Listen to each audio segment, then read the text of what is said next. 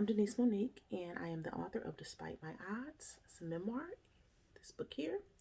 And basically, it talks a lot about my life, stuff I went through. And it's a memoir because it focuses on some key areas. It talks a lot about, things that I went through. We'll get to that. Um, Go ahead and hit the subscribe button. There'll be more videos coming up on this channel. Some deep topics, some good stuff. Um, Basically, right now, I want to tell you why I wrote this book. Basically, Despite My Odd is a story that was pulsating within me. I just felt like I got to get this out. I got to get it out. I'm surprised I'm still here. Whew, this is deep. You know, so and so, talked about going through something similar. I know so and so that's struggling with this. Um, yeah, it just needed to get out. I felt like getting it out was freeing me. I felt like, you know, it allowed me to accept a lot of things. It allowed me to heal, reaching a place that I never thought I would. It also allowed me to help a lot of people because it was, Despite My Odds is relevant to a lot of things people go through in relationships, um, you know, things in their own, things with their self esteem, um, promiscuity, rape, molestation, abuse, all kinds of stuff. And so it was just this burning desire.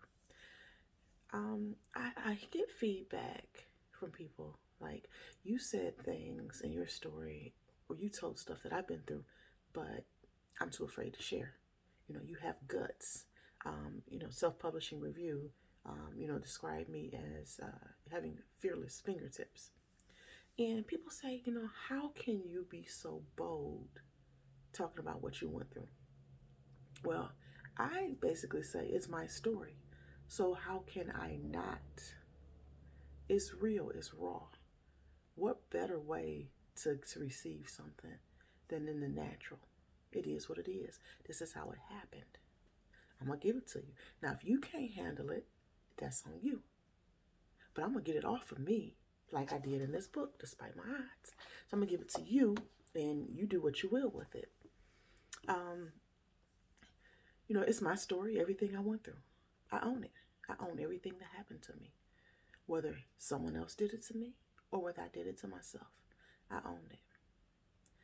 And that wasn't an easy thing to do. I mean, especially when I talk about being abused.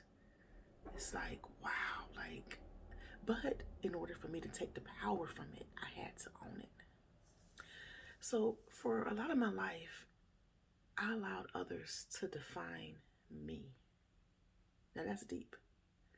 I allowed the opinions, the thoughts, the ideas that other individuals had about Denise Monique to define who Denise Monique was. It was like I was a slave to the life and choices other people created for me. And when I think back on that, it's like, whoa, nobody anywhere is worth. It's like nobody should have that power over you. And I've just learned that people will use you so much that you learn to do it to yourself. That's deep. That's deep. So let's just go into this book a little bit. Let's start with the prologue. I am a girl with a story to tell. My life involved moments that I wouldn't wish on my worst enemy. I've had times that I didn't know where my next meal would come from, or if the man who raped me would kill me. There were days when my depression was so deep that I struggled to get out of bed to feed my small children. Oh, I can't forget about the times I cried until my nose stopped up. Tears over a cheating boyfriend who broke my heart. A strong foundation of solid roots is what kept me grounded. Some experiences were brought upon me by not heeding admonishing from my caretakers. Other things God allowed to happen, and I've come to accept and embrace it, even the pain that made me question whether my life was worth renewing each morning. Okay, that's just a little bit from there. Uh, let's see.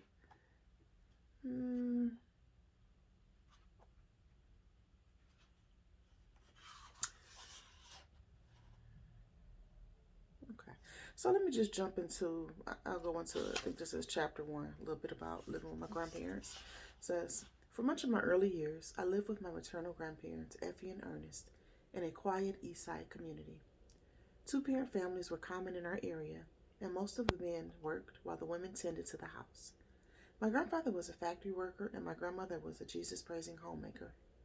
The home was well-structured with a balance of love, warmth, and discipline. My older sister, Sissy, also lived in the home. My grandmother was diagnosed with several mental illnesses, but schizophrenia and her mood disorder were the obvious. She had delusions which climaxed at a 4-year pattern, and this was the point of hospitalization at Hannah Pavilion. When I was 6 years old, my grandma Effie tucked me into bed as she did each night. I would always wait a few minutes after she walked down the hall, and then I'd yell for bread and water. I loved the softness of Wonder Bread. This particular night, my grandma exhibited a calm energy, yet retained a distant look in her eyes. She told me Channel 8 was showing her life on television. I remember being exhilarated. My grandmother was famous. Let's skip a bit.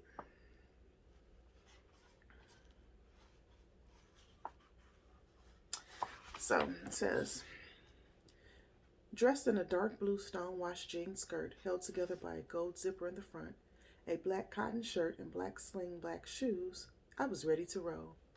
My shape screamed a number 8 with a size 38C bra, flat stomach, tiny waist, and a nice big butt that even the women stared at. The car at the intersection on St. Clair and 129th was playing Color Me Bads, I Want to Sex You Up, and then it switched to Summertime by DJ Jazzy Jeff and the Fresh Prince. Okay now. Stepping into the crosswalk, I was walking to the beat and mission focused. My destination seemed a light year away, and turning around crossed my mind plenty of times.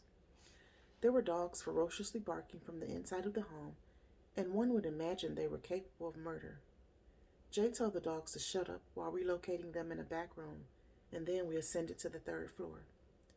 Each step felt heavier than the previous, but once there, we spoke with our eyes. There was an iguana in a tank, silver car rims, large speakers, and a few items of clothing around the room. A mixture of incense and marijuana permeated my nostrils, confirming I had entered unfamiliar grounds. His brother walked by and smiled at us. What the hell had I gotten myself into?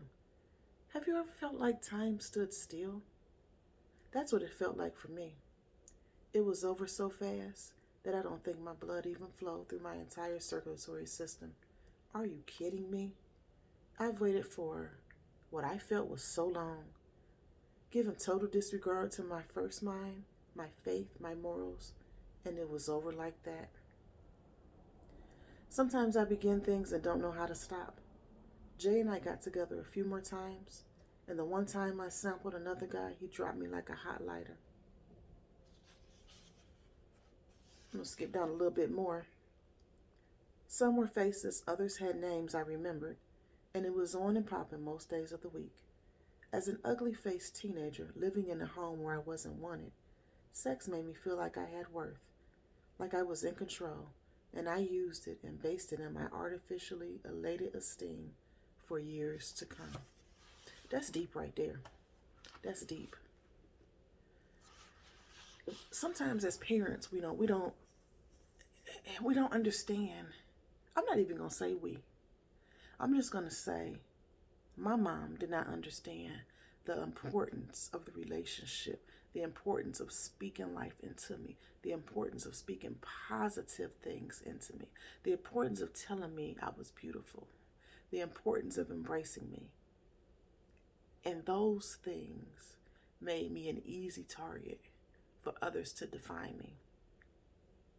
So let me just skip a little bit more.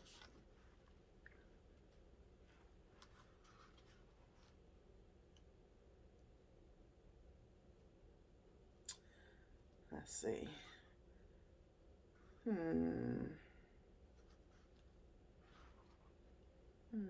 Let me see. So I don't want to give you too much.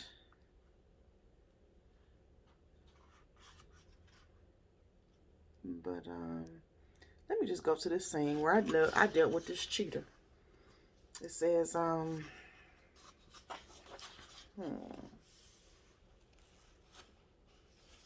relationship was now in its 10th year, so his patterns were ingrained in my mind.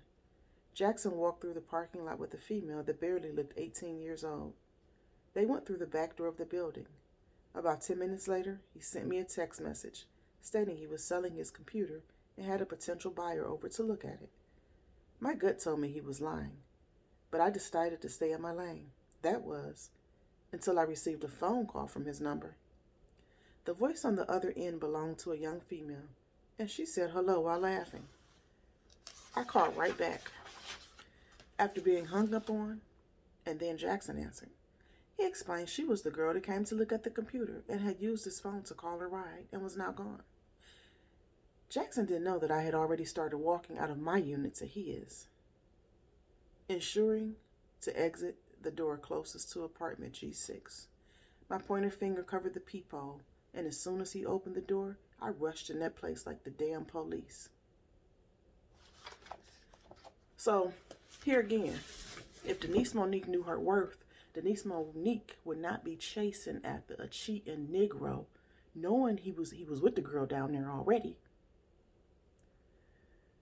That could have went all the way left. So, go ahead and check out Despite My Odds. Get the lessons, relate. Give me your feedback. I love feedback from people. I've been getting a lot of feedback, males and females. And what's most interesting is getting the feedback from males, because I assume that just because, someone is a male, they haven't went through, esteem issues. Like I know, me, the females, I got this big old nose and, I mean, there was a big problem for me. But I talk to a lot of males that go through stuff too. They don't feel they fly enough. They don't feel they bringing it enough. And they lack that self-esteem. And it's just like, wow. So you can also, like I say, you can get my book on Amazon.com. It's on Kindle there. It's in paperback form. You can get it at Legacy Book Bar. Book Loft of German Village in Columbus also has it. A couple more spots has it online. I know Walmart has it online. I think they're sold out currently. Actually, I think Book Loft of German Village is sold out right now too. But thanks for listening. I hope you subscribe. I hope my story speaks to you. Take care.